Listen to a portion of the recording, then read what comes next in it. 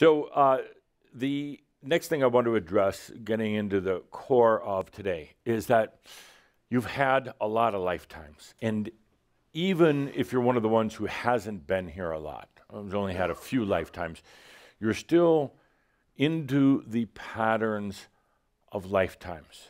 For those of you who have been here 1,000+ lifetimes, you develop very clear patterns of the body, of the mind, of everything. You repeat those patterns, you had repeated them.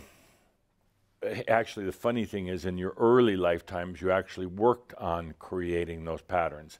You wanted to come back now in the pattern of the physical body and the pattern of the mind. You didn't want to be bouncing off the walls. And so pretty soon you were in those patterns. Now you come to the point of the patterns aren't working anymore. Patterns are things like aging and death, actually. Aging is a pattern you have just come to accept. I'm going to age because you've done it 1,000 times.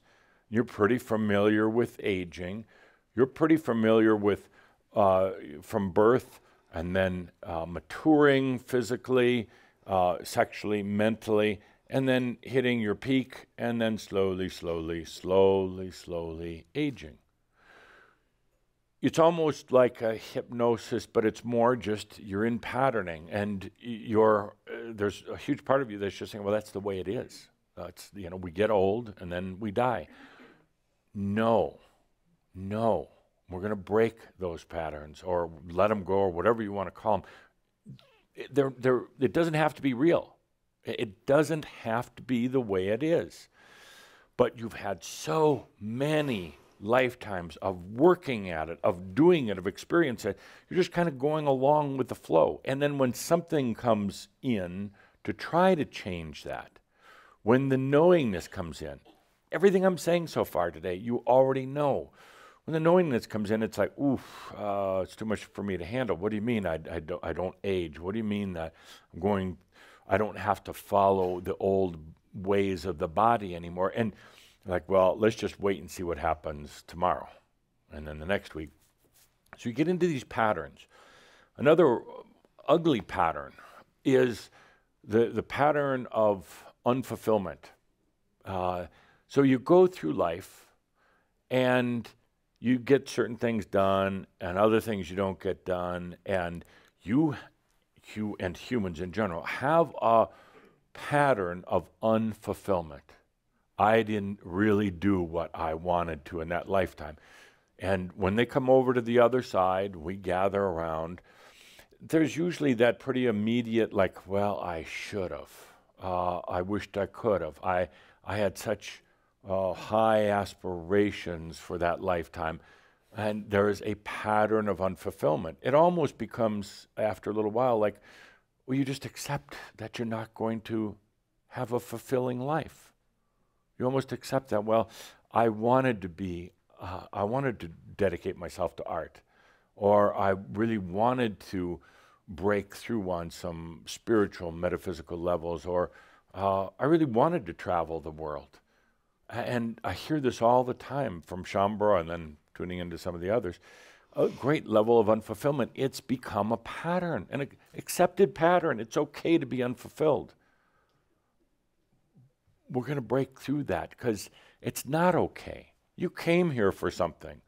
You were tenacious enough, stubborn enough, committed enough to get this far.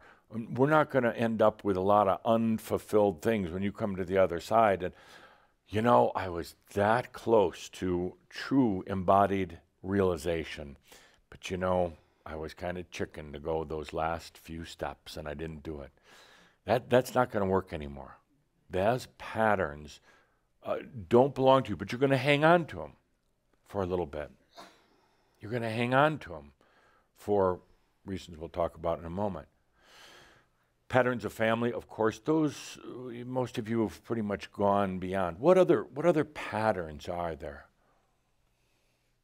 I'll tell you one more while you consider that.